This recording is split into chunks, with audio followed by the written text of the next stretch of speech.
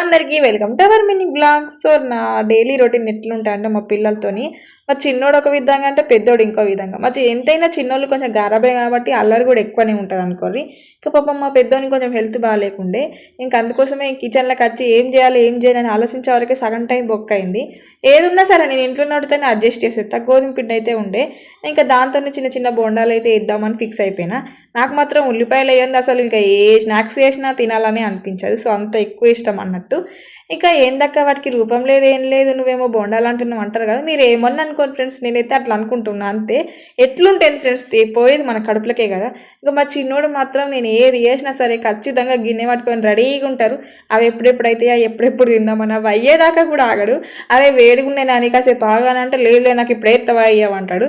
అవి వేడున్నప్పుడు దెబ్బ దెబ్బ తింటాడు, తర్వాత ఇంకా నువ్వు ఎంతనన్నా ఇవి అస్సలకే తినడు, ఒక అట్లుంటా అన్నట్టు. సో వీడియోకి అయితే లైక్ చేసి మర్చిపోకురు. బాయ్.